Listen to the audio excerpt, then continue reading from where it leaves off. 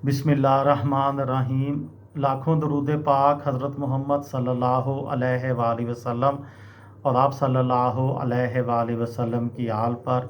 अस्सलामु अलैकुम। मेरा नाम इफ्तिखार अहमद है और आप मेरा यूट्यूब चैनल नॉलेज देख रहे हैं। पाकिस्तान और भारत के दरमियान कशीदगी कम करवाने में अमेरिका हिचकिचाहट का शिकार। ये है मेरी आज की वीडियो का अनुमान। जनूबी एशिया में पैदा हुए बहरान पर गहरी नज़र रखने वाले तज्ज़ियाकारों का कहना है कि शायद माजी के मुकाबले में इस मरतबा अमेरिका भारत और पाकिस्तान के दरमियान कशीदगी कम करवाने के लिए ज़्यादा आगे ना आए। अमेरिका 1999 और 2019 में पाकिस्तान और भारत के दरमियान सालिसी की कोशिशों के दौरान काफ़ी मुतहर्रिक रहा था, लेकिन शायद इस बार अमेरिका इस मामले में ज़्यादा सरगर्म नज़र ना आए।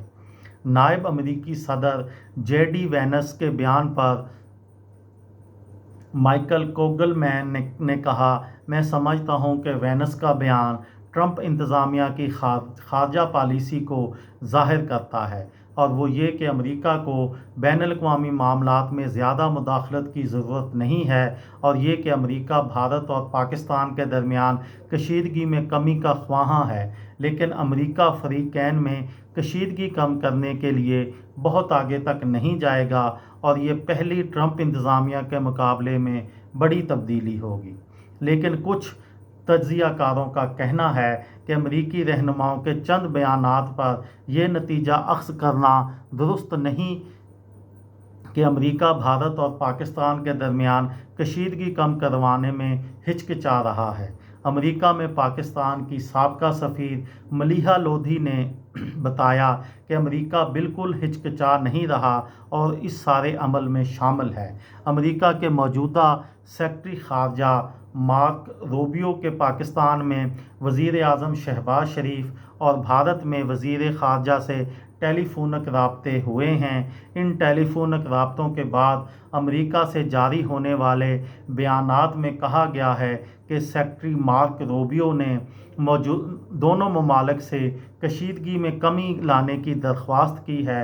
पाकिस्तान और भारत के दरमियान बराह रास्त बातचीत पर जोर दिया है। साबका सफ़ीर मलीहा लोधी इन राब्तों का हवाला देते हुए कहा कि अगर अमेरिका कशीदगी को कम करवाने की कोशिशों में शामिल नहीं होता तो सेक्रेटरी रूबियो दोनों ममालिक में बार बार फ़ोन नहीं कर रहे होते। न्यूयॉर्क की अल्बानी यूनिवर्सिटी से मुंसलिक पॉलिटिकल साइंस के असिस्टेंट प्रोफेसर क्रिस्टोफर क्लेरी ने BBC उर्दू को बताया कि सदर ट्रंप की टीम इस वक्त मुत्तद बर-ए-आज़म में मुत्तद बहरानों को हल करने की कोशिश कर रही है। इसे हुकूमती हकाम की भी कमी का सामना है। मुत्तद शख्सियात की तकर्री ही नहीं हुई और जिनकी तकर्री की गई है उन्हें इन ओहदों से हटा दिया गया है। यही सबब है कि अमेरिका बड़े बहरानों से दूर रहने का फ़ैसला कर रहा है। बज़ाहिर ये वाज़िह नज़र आ रहा है कि अमेरिका माजी के मुकाबले में भारत और पाकिस्तान के तनाज़े में ज़्यादा मुतहर्रिक किरदार अदा नहीं करेगा। इस्लामाबाद की कायद-ए-आज़म यूनिवर्सिटी से मुंसलिक प्रोफेसर मोहम्मद शोएब भी कुछ इसी तरह के ख्यालात का इजहार करते हुए कहते हैं, दिलचस्प बात यह है कि अमेरिका ने इस मामले पर गैर जानबदार मौक़िफ़ अपनाया हुआ है और सालिसी की पेशकश की है। अमेरिका की हिचकिचाहट की तरफ इशारा करते हुए कहते हैं, इसकी दो वजूहात हैं। पहली ये कि अमेरिका एक वक्त में यूक्रेन, ईरान, गज़ा, चीन और तजारती मामलात में उलझा हुआ है। दूसरी ये कि ट्रंप पाकिस्तान और भारत को एक तारीख़ी तनाज़ा करार दे रहे हैं, और इसका मतलब ये है कि इन्हें उम्मीद है कि कशीदगी कम होने से पहले कुछ लड़ाई ज़रूर होगी। लेकिन तमाम तज्ज़ियाकार एक बात पर मुत्तफ़िक़ हैं कि भले अमेरिका पाकिस्तान और भारत में ज़्यादा दिलचस्पी ना ले रहा हो, लेकिन इसका ये मतलब नहीं कि वाशिंगटन जनूबी एशिया के दो जोहरी ममालिक पर नज़र नहीं रख रहा होगा।